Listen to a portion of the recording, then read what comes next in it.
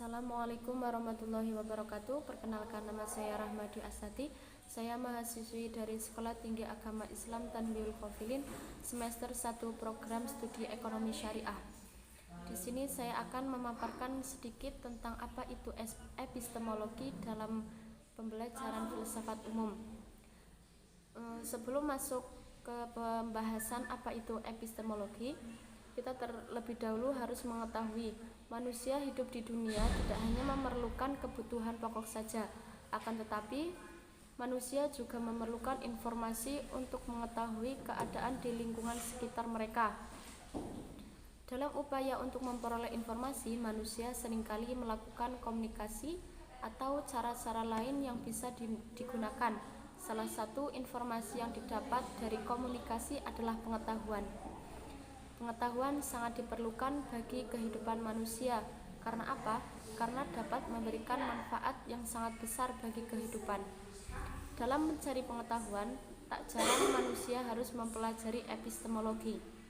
Epistemologi disebut juga sebagai teori pengetahuan karena mengkaji seluruh tolok ukur ilmu-ilmu manusia, termasuk ilmu logika dan ilmu-ilmu manusia yang bersifat gamblang, merupakan dasar dan pondasi segala ilmu dan pengetahuan. Sejak semula, epistemologi merupakan salah satu bagian dari filsafat sistematik yang paling sulit, sebab epistemologi menjangkau permasalahan-permasalahan yang membentang luas, sehingga tidak ada sesuatu pun yang boleh disingkirkan darinya. Selain itu, pengetahuan merupakan hal yang sangat abstrak dan jarang dijadikan permasalahan ilmiah di dalam kehidupan sehari-hari. Pengetahuan biasanya diandaikan begitu saja. Oleh sebab itu, perlu diketahui apa saja yang menjadi dasar-dasar pengetahuan yang dapat digunakan manusia untuk mengembangkan diri dalam mengikuti perkembangan informasi yang sangat pesat. Nah, sekarang kita masuk dalam pembahasan arti dan uraian epistemologi. Epistemologi berasal dari bahasa Yunani yaitu episteme yang berarti pengetahuan atau knowledge dan logos yang berarti ilmu. Jadi menurut arti, epistemologi ialah ilmu yang membahas masalah-masalah pengetahuan, dan juga epistemologi adalah bagian dari filsafat yang membicarakan tentang terjadinya pengetahuan, sumber pengetahuan, asal mula pengetahuan, batas-batas, sifat, metode, dan kesohihan pengetahuan. Adapun menurut Abbas Hamami Mintarejo memberikan pendapat bahwa epistemologi adalah cabang filsafat yang membicarakan tentang terjadinya pengetahuan dan mengadakan penilaian atau pembenaran dari pengetahuan yang telah terjadi. Epistemologi juga disebut dengan ilmu logika atau ilmu tentang pikiran. Sedangkan secara bahasa sederhana, epistemologi adalah cara-cara untuk mengetahui atau cara bagaimana pengetahuan itu diperoleh. Nah, bagaimana cara mengetahui pengetahuan? Yaitu dengan cara yang pertama, metode induktif. Metode induktif adalah suatu metode yang menyimpulkan pernyataan-pernyataan hasil observasi yang disimpulkan dalam suatu pernyataan yang lebih umum. Yang kedua, metode deduktif adalah suatu metode yang menyimpulkan bahwa data-data empirik diolah lebih lanjut dalam suatu sistem pernyataan yang runtut. Dan yang ketiga, metode positivisme yang berpangkal dari apa yang telah diketahui.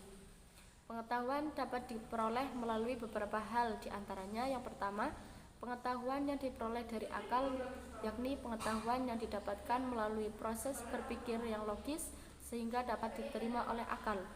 Dan yang kedua, pengetahuan yang diperoleh dari pengalaman, yakni pengetahuan baru yang muncul ketika indera manusia menimba pengalaman dengan cara melihat dan mengamati berbagai kejadian dalam kehidupan. Jadi ketika manusia lahir sudah benar-benar dalam keadaan yang bersih dan suci.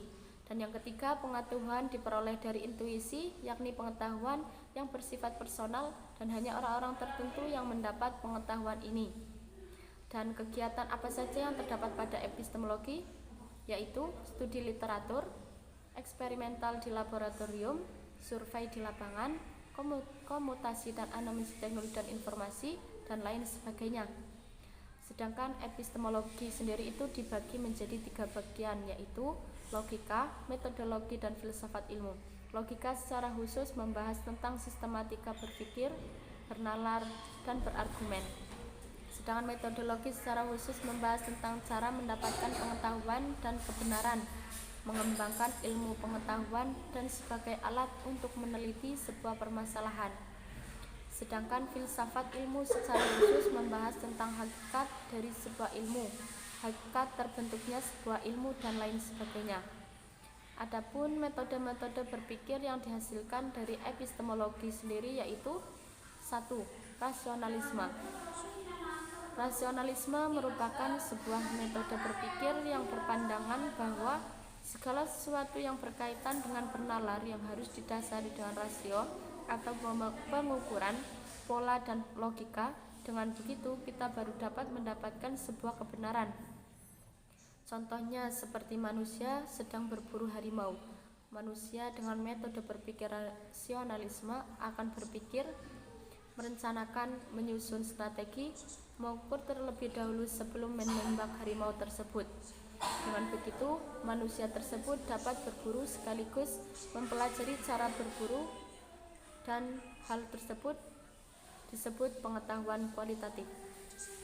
Dan yang kedua ada empirisme. Empirisme merupakan sebuah metode berpikir yang berpandangan bahwa segala sesuatu untuk memperoleh pengetahuan dan kebenaran hanya didapat dengan pengujian dan pengalaman secara langsung. Contohnya, seperti manusia sedang berburu harimau. Dengan metode empirisme akan langsung melakukan pengujian dan pengamatan untuk bisa menembak harimau tersebut. Yang ketiga, positivisme. Tokoh aliran ini ialah Auguste Comte. Ia menganut paham empirisme dan ia juga berpendapat bahwa indera itu penting dalam memperoleh pengetahuan. Akan tetapi harus diperkuat dengan eksperimen.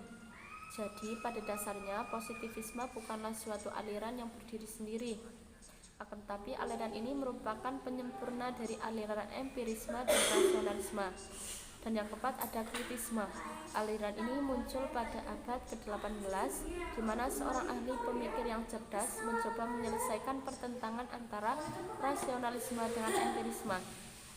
Epistemologi sendiri memiliki fungsi dalam filsafat ilmu, yaitu sebagai landasan tindakan manusia di kesehariannya, dasar pengembangan ilmu pengetahuan, dan sebagai sarana mengetahui kebenaran pengetahuan. Dan juga fungsi epistemologi dalam bidang keilmuan dapat membantu pengembangan pemikiran mengenai suatu masalah dan mendorong manusia berpikir kritis tentang suatu kejadian, sebab akibat, dan lain sebagainya. Adapun pengaruh epistemologi dalam kehidupan manusia yaitu epistemologi menjadikan dasar dan alat yang strategis dalam merekayasa pengembangan alam menjadi sebuah produk sains yang bermanfaat bagi kehidupan manusia.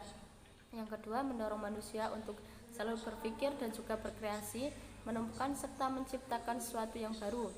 Adapun manfaat mempelajari epistemologi dalam mempengaruhi kemajuan ilmiah maupun peradaban. Hal ini disebabkan dengan epistemologi membantu dalam membangun masyarakat baik modern maupun tradisional tanpa mengesampingkan peranan kunci dari epistemologi agar mencegah terjadi kemacetan peradaban, kreasi baru, dan temuan orisinal. 3 alasan yang menjadi pertimbangan dalam mempelajari epistemologi itu sendiri meliputi strategis kebudayaan dan pendidikan.